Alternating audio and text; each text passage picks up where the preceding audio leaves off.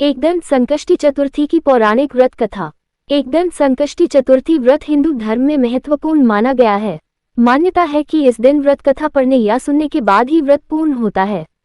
यहाँ पढ़े एकदंत संकष्टी चतुर्थी व्रत। आज 16 मई 2025 शुक्रवार को एकदंत संकष्टी चतुर्थी है।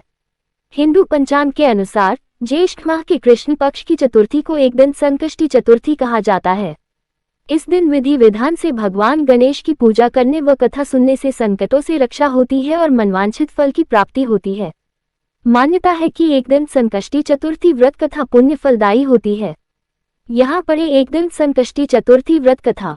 एक समय की बात है कि सतयुग में 100 यज्ञ करने वाले पृथु नामक राजा राज्य करते थे। उनके राज्य में दयादेव नाम का एक ब्राह्मण रहता था। वेदों में निष्णात ब्राह्मण के 4 पुत्र थे और सभी का विवाह हो गया था। एक दिन चारों बहुओं में सबसे बड़ी बहू अपनी सास से कहने लगी कि हे माताजी, मैं बचपन से ही संकटनाशक गणेश चतुर्थी का व्रत करती आई हूँ, कृपया मुझे यहाँ भी चतुर्थी तिथि का व्रत करने की अनुमति दे दीजिए। बहू की बात सुनकर सास ने कहा कि बहू, तुम सभी में बड़ी बहू हो, तुम्हें किसी प्रकार का कष्ट नहीं है और न ही तुम मिक्षुनी हो। ऐसी स्थिति में तुम किस लिए व्रत करना चाहती हो? हे सौभाग्यवती, अभी तुम्हारा समय उपभोग करने का है और व्रत रखकर तुमको क्या करना है? लेकिन बहू नहीं मानी और व्रत करने लगी। कुछ समय बाद ही बहू ने एक सुंदर बच्चे को जन्म दिया। जैसे कि सास को पता चला कि बहू अभी भी व्रत कर रही है, वह उसे व्रत छोड़ने के लिए मजबूर करने लगी। ऐसा करने से भगवान गणेश नाराज हो गए। कुछ समय बाद बड़े पुत्र के बेटे का विवाह तय हो गया। विवाह के दिन वर का अपहरण हो गया। इस अनहोनी घटना से शादी के मंडप में खलबली मच गई। सभी लोग परेशान हो गए कि लड़का कहाँ चला गया। ऐसा खबर सुनकर उसकी माँ अपनी सास से रो रो कर कहने लगी, हे माताजी, आपने मेरे गणेश चतुर्थी का व्रत छुड़वा दिया है, जिसके परिणामस्वरूप मेरा बेटा गायब हो गया है।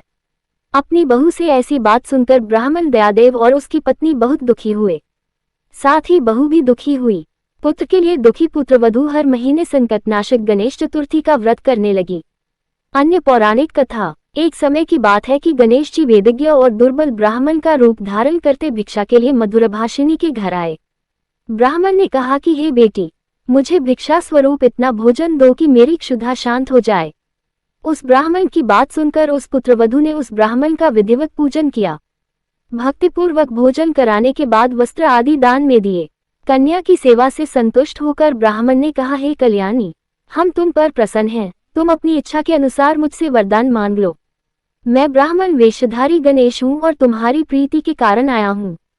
ब्राह्मण की बात सुनकर कन्या हाथ जोड़कर निवेदन करने लगी, हे गणेश भगवान,